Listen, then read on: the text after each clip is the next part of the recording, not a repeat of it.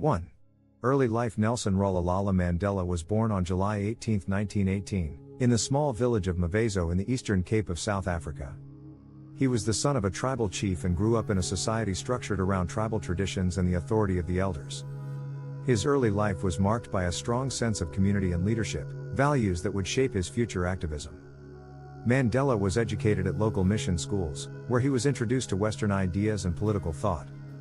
He attended the University of Fort Hare, a prestigious institution for black students, where he became increasingly aware of the injustices faced by black South Africans. His education instilled in him a sense of ambition and a desire to fight for equality and justice.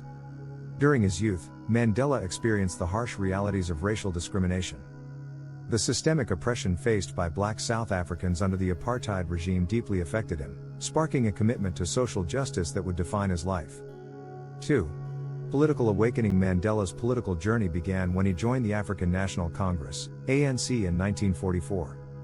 The ANC was a key organization in the fight against apartheid, advocating for the rights of black South Africans. Mandela quickly became involved in activism, working with other young leaders to form the ANC Youth League, which aimed to mobilize the African population against oppressive policies. The 1940s and 1950s saw Mandela participate in various campaigns aimed at dismantling apartheid laws. He was heavily involved in the Defiance Campaign of 1952, which encouraged passive resistance to unjust laws. Mandela's involvement in these activities solidified his role as a leader within the ANC and marked the beginning of his lifelong struggle against apartheid. 3. Defiance Campaign and the Sharpeville Massacre. The Defiance Campaign was a critical moment in the anti-apartheid movement. It was a coordinated effort to challenge apartheid laws through civil disobedience. The campaign attracted significant attention and mobilized thousands of people, showcasing the widespread discontent among black South Africans. However, the peaceful protests were met with violent repression. The Sharpeville Massacre on March 21, 1960, where police opened fire on a peaceful demonstration, resulted in the deaths of 69 people. This event shocked the nation and the world, highlighting the brutality of the apartheid regime and prompting a shift in tactics among anti-apartheid activists, including Mandela. 4.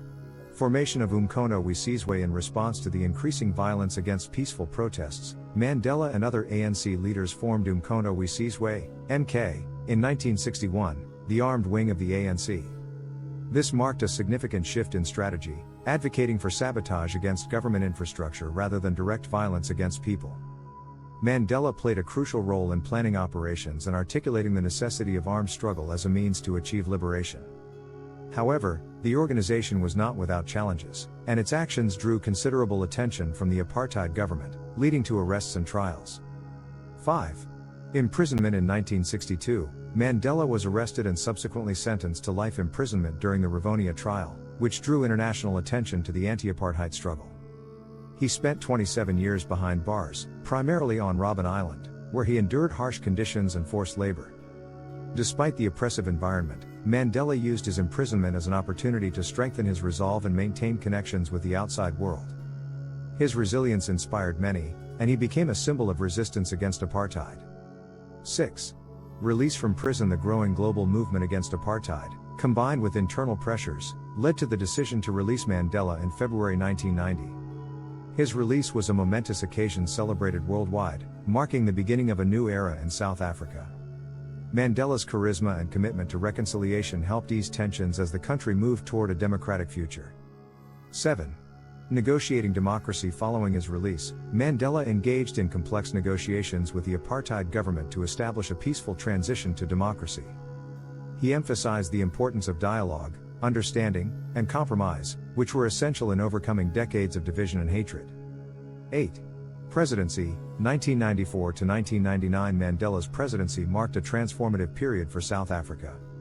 His administration focused on national reconciliation, economic reform, and the establishment of a new constitution that enshrined human rights for all citizens. He sought to heal the wounds of apartheid, promoting unity and a shared vision for the future. 9. Global influence. Even after his presidency, Mandela remained a global icon for peace and justice. He continued to advocate for issues such as HIV/AIDS awareness, poverty alleviation, and conflict resolution, using his platform to inspire change worldwide. 10. Cultural impact. Mandela's life and legacy have been immortalized in various forms of media, literature, and art. His contributions to the struggle for justice are celebrated globally, with many initiatives aimed at honoring his memory and continuing his work. Conclusion: Nelson Mandela's journey from a young boy in Mvezo to a global symbol of freedom and reconciliation is a testament to his enduring legacy. His commitment to justice, equality, and human rights continues to inspire people around the world, reminding us of the power of resilience and the importance of standing up against oppression.